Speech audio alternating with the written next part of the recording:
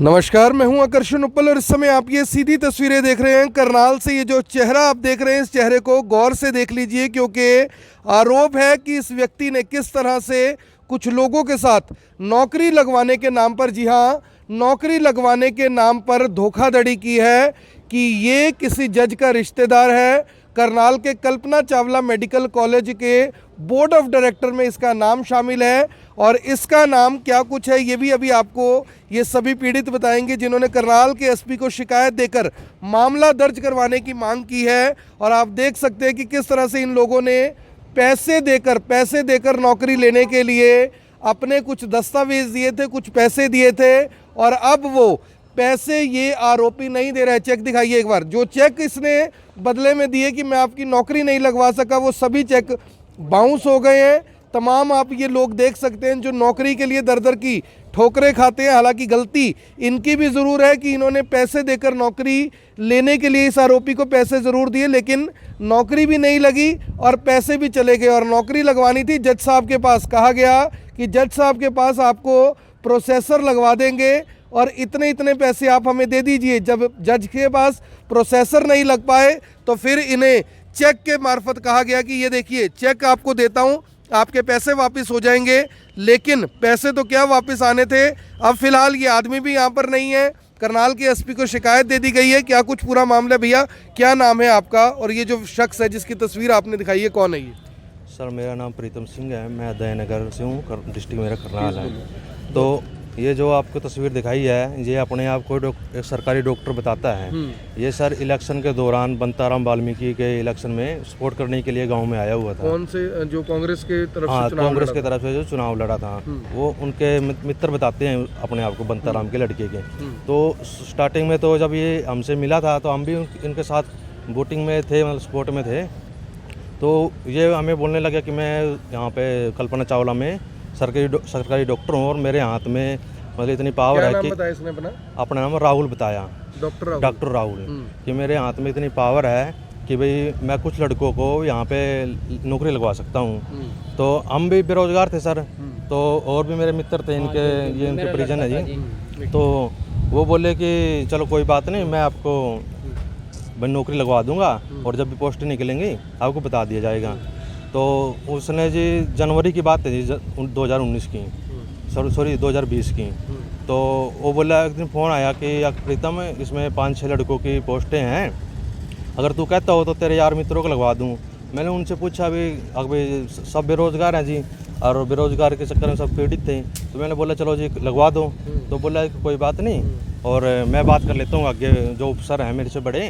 तो उन्हें 2-3 दिन बाद फ़ोन किया कि ऐसा मेरे उनसे बात हो गई है बड़े अफसरों से और वो आपको लगवा देंगे, पर थोड़ा सा लालच कर रहे हैं वो भाई, थोड़ा सा भाई 2 पैसे बन जाए तो इसके लिए।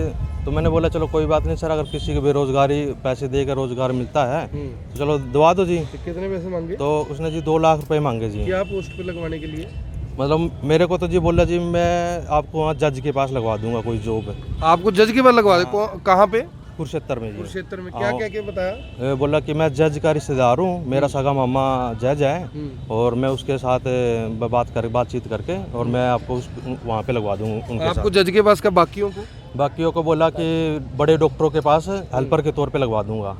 तो मैंने कह दिया जी चलो कोई बात नहीं। तो इनसे बाद में बोला जी चलो पैसे जो भी है और भाई आपको पहले पेमेंट करनी पड़ेगी ताकि हमें आगे उनको बोल दें कि भी उनकी पेमेंट आ गई है, इन बच्चों को लगवा दो।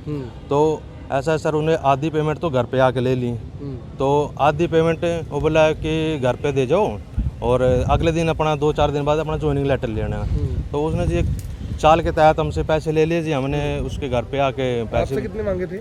मेरे से 2 लाख जी। और इन बाकियों से? इनसे लाख रुपए मांगे। जो लाख रुपए? हाँ जी। अच्छा, फिर क्या हुआ? फिर सर उसी दौरान लॉकडाउन लग गया सर, लोगों का आना जाना बंद हो गया। हम भी उसकी कार्रवाई इतनी नहीं कर पाए भाई ये वाकई में डॉक्टर है कि नहीं है।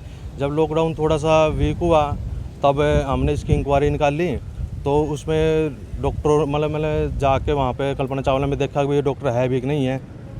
तो पता लगा कि इस नाम से कोई ना कोई डॉक्टर है ना कोई वर्कर है। तो हमने उससे बोला कि भाई ऐसा है राहुल, तूने भाई हमारे साथ गलत किया है, ना तू डॉक्टर है ना तेरा कोई रिश्तेदार है, और तू भाई खाम कोई हमसे ऐसे पैसे ले लिए भाई ये गलत है तुम्हारा, और ये तुमने धंधा बना रखा।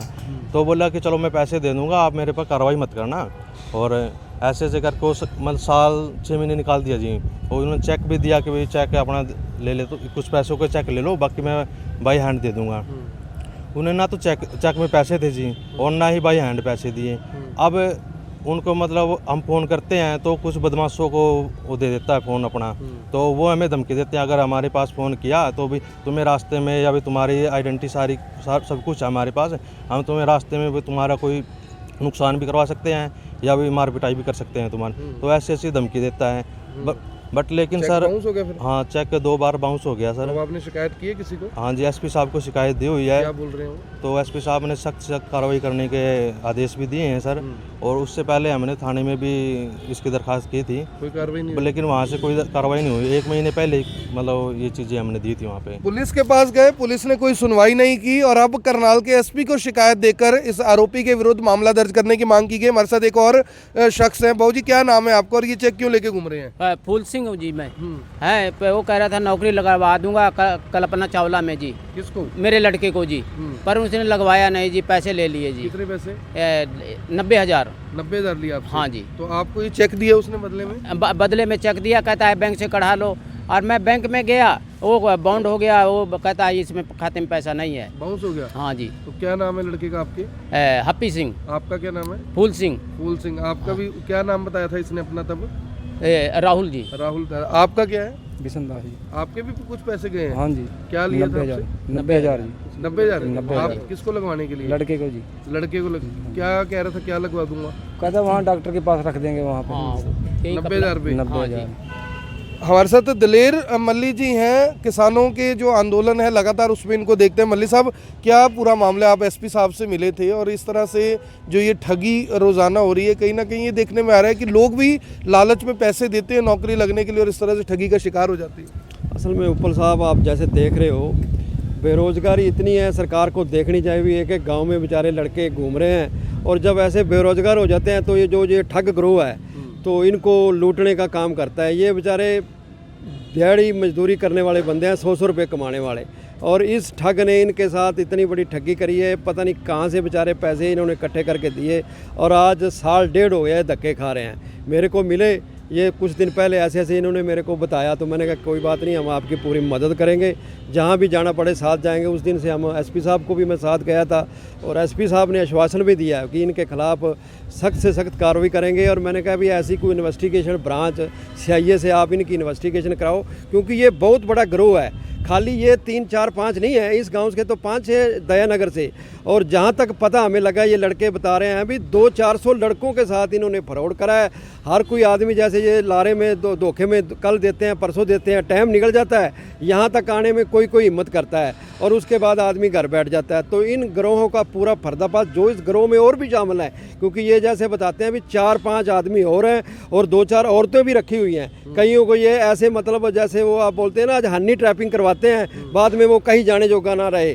तो ऐसा ये पूरा गिरोह का पर्दाफाश करा जाए, और जो भी इसमें गुनाहगार है उनको सख्त से सख्त सजा दिलवाई जाए। मेरी तो यही है, और आपके माध्यम से अन्य भी जो लोग हैं उनको मेरी यही अपील है भी ऐसा कोई लोग नहीं है पैसे देंगे ना तो कोई लगना, ऐसे इनकी तरह धक्के खाओगे, बचो जितना बचा जाए। और जो भी पीड़ित हैं वो आके यहाँ एसपी साहब के पास अपनी एप्लीकेशन दे, ताकि पता लगे प्रशासन को भी कितनी बेरोजगारी है और कितने लोग फिर रहे हैं। सरकार से भी मांग है कम से कम इन लोगों की तरफ ध्यान जरूर दिया जाए। रहने वाला है ये जी वैसे तो अपने आप को कभी करनाल का बताता है, और वैसे इसका मूल राहुल उर्फ राममेर, लेकिन गगसीना का इसका एड्रेस है। और एसपी साहब को पता भी है, पहले भी 1-2 मुकदमे को इनके खिलाफ दर्ज हुए हैं। जब हमने कंप्लेंट दी तो वो तुरंत पहचान गए भी ये आदमी के खिलाफ और भी कंप्लेंट है, और उन्होंने जो अपना अफसरों को निर्देश दिए हैं कि इस आदमी के साथ पूरे गिरोह का भी पर्दाफाश करेंगे और इसको सख्त सजा दिलवाएंगे।